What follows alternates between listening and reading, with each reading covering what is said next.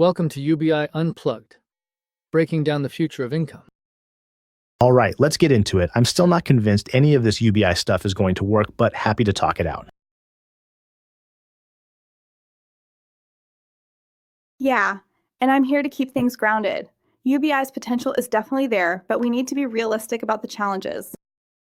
Exactly, it's not some magical cure-all, but I think the potential, especially when we start talking about the metaverse and how these things can intersect, that's where it gets really interesting.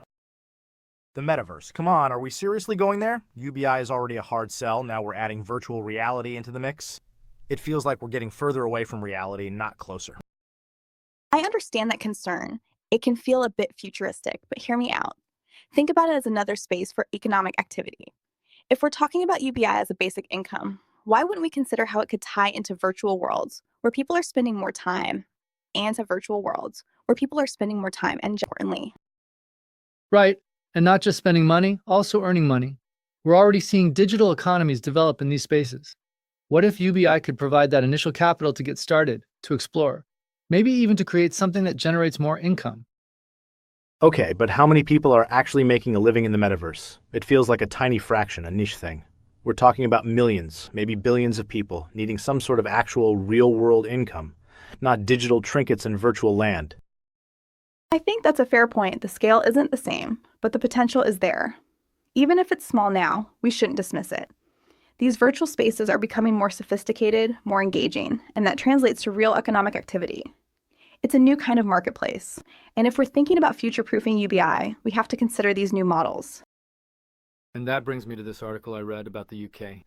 It was talking about how the current welfare system is just bleeding money and not really solving poverty. The numbers are crazy. Billions spent, and still, so many people, kids living in poverty, it just doesn't add up. It's insane. They mentioned 4 million children in poverty. It feels like we're just throwing money at the problem without a proper solution. Yeah, but how is UBI going to fix that? Just giving people money, is that it? I mean, it sounds too good to be true. Where's the money going to come from? Are we just going to print money and hope for the best? It feels like the more you look into the details, the more problems crop up. That's the million-dollar question, isn't it? It's not just about printing more money. That would be disastrous. The article also touched on that. It mentioned things like wealth taxes and carbon taxes. These are the sorts of things we need to consider to fund it effectively. And we need to streamline the current welfare system, getting rid of all the bureaucracy and wasted funding. Exactly. And this article also mentions that simplifying the welfare system could save billions. And that's just one piece of the puzzle. We have to think about this as a whole new approach, not just a cash giveaway. If we get rid of the endless means testing and the bureaucracy, it would be far more efficient. Okay, so the government takes money from people who have it to give to people who don't. That's how it's always been. That doesn't sound efficient to me. It sounds like punishing success, and for what?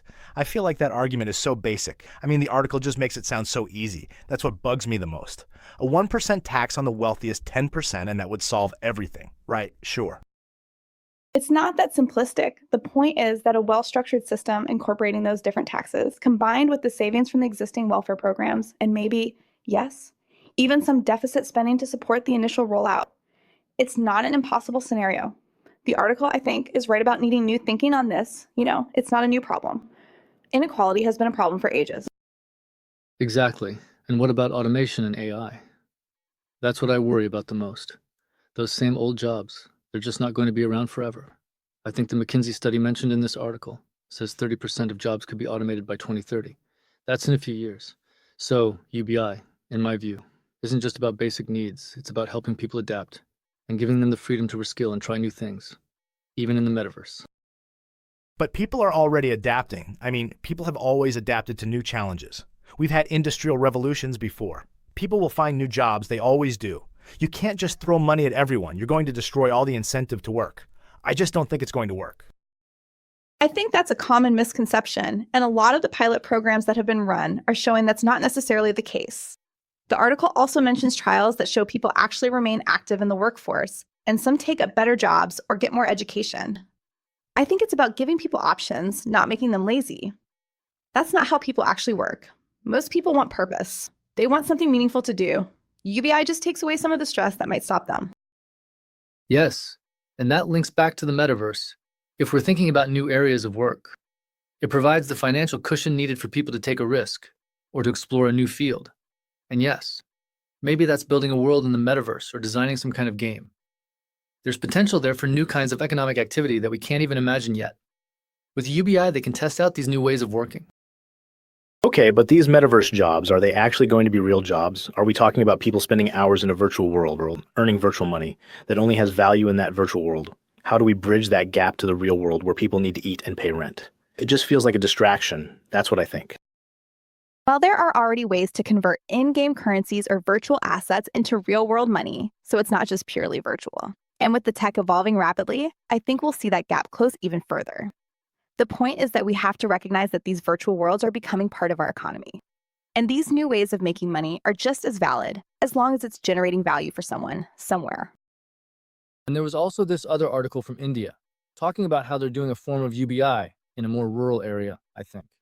They are specifically targeting women, and the impact it's having is fascinating, specifically their access to banks and financial institutions.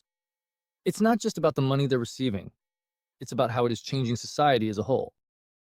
So, a basic income for women, is this a social program or an economic plan? It sounds like it's getting complicated fast. I just think a UBI should be basic, simple, you get money, end of story. I just don't see the point in complicating it further with all of this social agenda. I think that is a naive view of this. These social agendas, as you call them, are economic agendas. When women have financial independence, entire communities benefit. The article also touches on it. It talks about healthier families, better education, and better nutrition. That's not just social good, that's economic growth. It's not one or the other, it's both. And that's what this Indian scheme proves. It's not just an idea or a theory. This is actually happening in the real world. They're bringing women into the formal banking system, and it is having massive, positive ripple effects. I think it mentions that they're empowering them to actually make decisions on their own, on how they invest, which gives them more financial literacy and agency, which they probably didn't have before. Okay, I hear you, I hear the arguments, but I still have so many questions. This whole thing just feels like wishful thinking. I still don't see how the government is going to be able to afford this. The whole thing just seems too idealistic and naive. I mean, this Indian system, is it on a national scale or a small trial? Because there is a difference. It's a large-scale program in a specific state, so not fully national, but still, it affects millions of people. And it's a real-world example that's working. And yes, funding is always the main concern.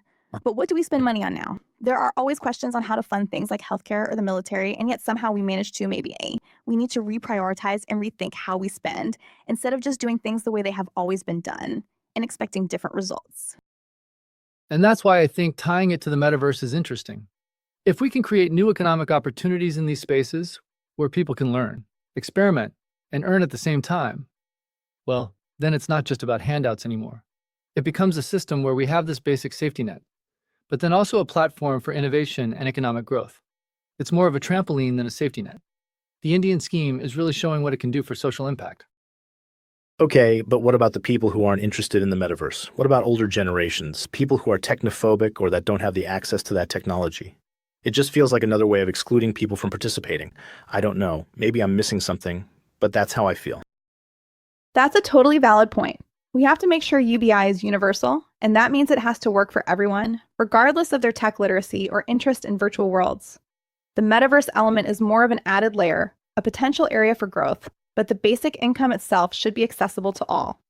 The digital aspect is just something that could grow around it, if people chose to utilize it, but it shouldn't be required. Exactly. UBI has to be a foundation, and the metaverse should be just another avenue for growth. It's a choice, not a requirement, but one that I think more people will adopt if the opportunity is there. There is a lot of potential there, and not looking at it would be short-sighted. It's about economic inclusion and finding ways to create economic opportunities for people, whatever their skills or interests are. That's the key. If the metaverse provides that, then great. But it's not the entire solution. It's just a piece. Okay, so the metaverse is just one possible thing. That's interesting. I did not think about that before.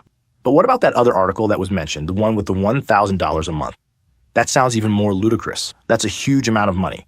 I mean, people would just stop working altogether, right? That's always the first question, isn't it?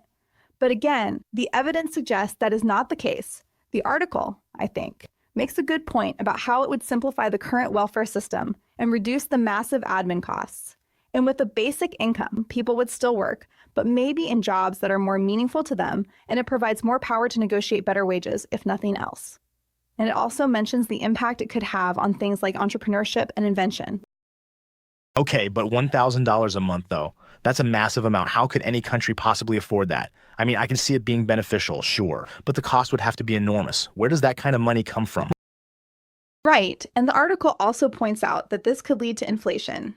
If there is too much money in the economy, prices will go up. However, it also says that if we do it correctly, we could actually stimulate growth. It also mentions that we would have to consider new taxes or ways of getting money, but I think that's the point. It's not easy and it has to be a careful process and not just handing over money to everyone, as you are claiming. I don't think that is ever suggested. It has to be a system. Exactly. And I think that's the key. It's not just about giving everyone a handout. It's about restructuring the economy in a way that is more equitable, more resilient. It's about recognizing the changing nature of work and addressing those problems head on. I mean, we are talking about a world that is going to be changed beyond all recognition in the next decade, if not sooner. And maybe, yes, using the metaverse to our advantage in that transition period, while still providing a financial safety net for those who need it. Okay, I mean, I'm still really skeptical, but I can see that you've both given it a lot of thought, and there are some interesting ideas, especially the bit about using the metaverse for new economic opportunities. And yes, the current welfare system is clearly broken. I can't argue with that. But it is a lot to take in. It is a big issue, and no one is saying that it is easy. And we still need to address the practical challenges, making sure there is no fraud, that the most vulnerable members of society are getting their benefits, that no one is getting left behind. It is a difficult task, but it's definitely something that needs more discussion at the very least. Absolutely, it's a complex issue with no easy answers, but I think the potential rewards, a more equitable and sustainable society, are worth pursuing. And I think thinking about these new technologies and how they can impact the economic landscape, both positively and negatively, is vital to the future. Yeah, fair enough, I guess. Thanks for the discussion. It's given me a lot to think about. I'm not saying I'm suddenly a UBI convert, but at least I have some better understanding of it all. Yeah, same here. The conversation definitely highlighted some areas that we need to keep a close eye on and some possible solutions. It's been a good discussion. Absolutely, that's what it's all about. Keeping the conversation going, exploring the options. Thanks for joining us today on UBI Unplugged.